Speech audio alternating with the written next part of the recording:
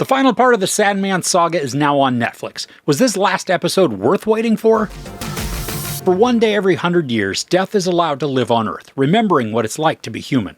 But on her day off, her humanity works opposite to her calling. Alright, so I've held off giving Season 2 a rating because I wanted to see all the episodes first. Yeah, this final entry is more like a, on this very special episode of Blossom. If you don't get that reference, it just means I'm really old. But the finale, it is a complete standalone. And while I will give it a rating at the end of this, I wanted to recap some of my thoughts for Dream's final story and then give you a proper couch rating for Season 2, Part 1 and 2. Now, Part 1 was a very solid entry, providing us with an overarching and full look at Dream's story. There's effective urgency as events build, and the continued focus on Dream made the season as a whole more engaging. Tom Sturridge, while, maintaining his characteristically quiet melancholy, does showcase a wider range of emotions here, allowing the character to become more dynamic, especially as he has to face off against a ton of suitors who want to take over hell. As he gains recognition and realizations from his conversations with his siblings, we're able to see the humbling effect that these epiphanies have on him, providing Dream with a more endearing persona who's capable of growth.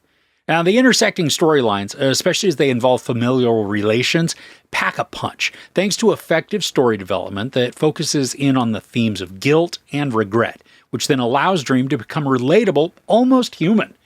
And there were some tangents the arcs take us on that added time without much meaning, but they didn't harm the storytelling in drastically meaningful ways. For Part 2, the pacing was much slower though, creating more sequences where Sturridge became flatly emotionless.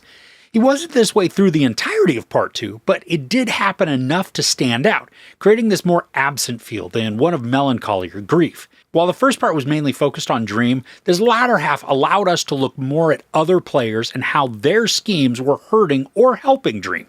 Jack Gleason and Freddie Fox as Puck and Loki were an excellently devious duo, showcasing their characteristically mischievous behaviors, but also creating space for them to step outside their personas if they chose to pursue some emotional maturity.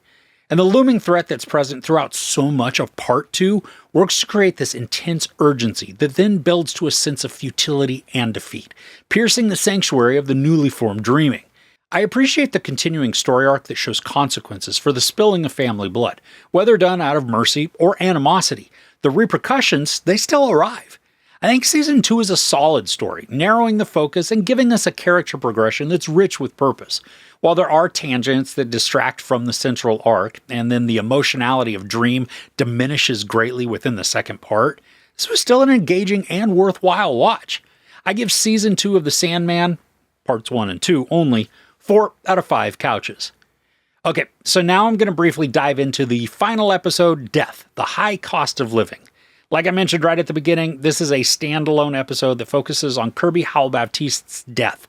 And for this story, Death is allowed one day off every 100 years so that she can live on Earth as a human. Now, she encounters a man named Sexton, who's depressed and despondent, somebody who's pretty close to offing themselves. But through their meeting, Death takes Sexton around the town as she experiences life within this new time. And as we watch, the story has a certain familiarity to it. Thankfully, the episodes actually acknowledge that its influence comes from the film Death Takes a Holiday. And while this doesn't utilize every theme within that movie, the central idea, it is the same.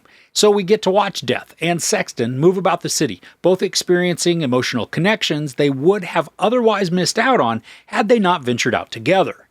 This also borrows just a tiny bit thematically from It's a Wonderful Life, where Sexton gets to see how life should be if he's not intent on ending things. And don't picture the idea that we watch him become some invisible entity, just merely watching the world as if he didn't exist. It's just the premise that he could have missed out on new beginnings had he not continued on living. I enjoyed the dynamic between Sexton and Death. It's quirky, sarcastic, and ultimately warmly caring. Mad Hetty also makes an appearance, and while her inclusion may feel like some unnecessary insertion, she's actually very pertinent to everything we watch. There's sweetness contained within the performances, allowing Death, who's always compassionate and warm, to soften out others around her, allowing them to see the potential and joy that's available from life, despite circumstances feeling dire within the moment. So while this bonus episode is unconnected to the rest of Season 2, it's still a decent visit once more with a character who shines just thanks to the brilliant performance of Kirby Howell-Baptiste. The themes of joy and potential work as a counterbalance to the rest of the Sandman series, creating a touchingly uplifting storyline that doesn't negate real emotions such as depression, sadness, and loss.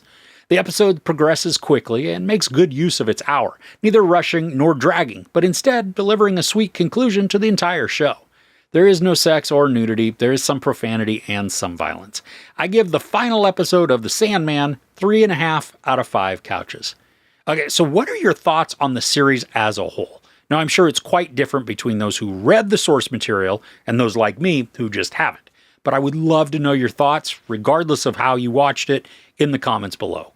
If you enjoyed this review, please give it a like. Also, don't forget to share and subscribe. I'm Chris. This is Movies and Munchies. Thanks for couching with me.